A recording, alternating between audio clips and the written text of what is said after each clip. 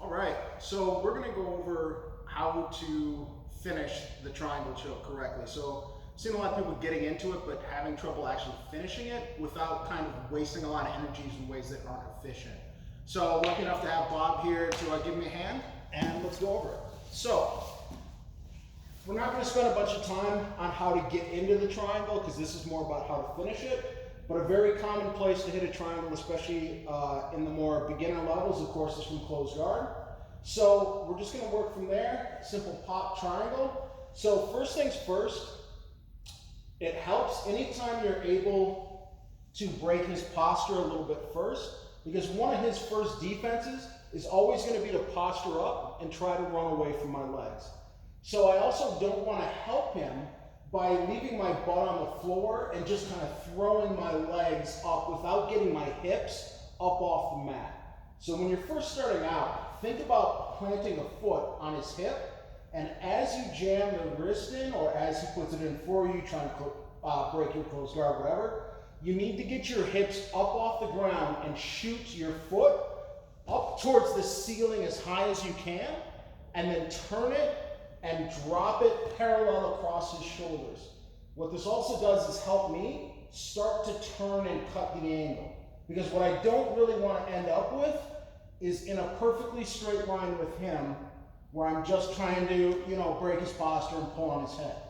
The more that you shoot the leg up and then turn and drop it, the easier it is to also then lock up your triangle, and his arm is already across my body.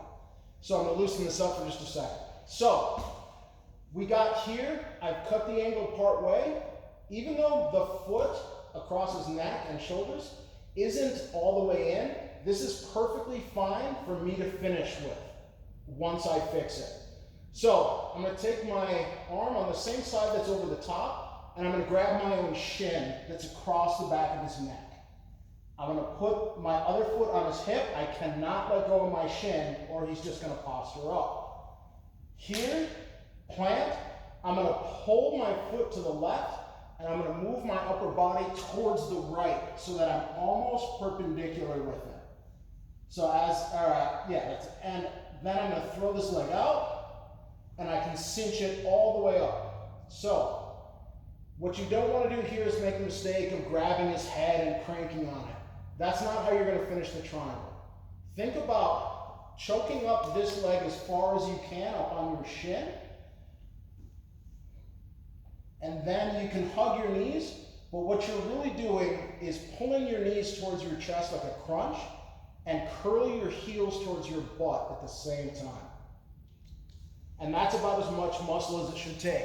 If you find yourself pulling on the back of his head, all you're really doing, the only thing that'll help you with is keep his posture broken. It's not really going to help you finish the choke, and people aren't going to tap, especially experienced people, just from the pain of it. So let's see it from one other angle.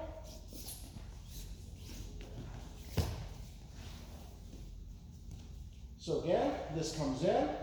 I'm going to plant my foot, shoot my hips way up as high as I can get it, and then don't drop straight back down.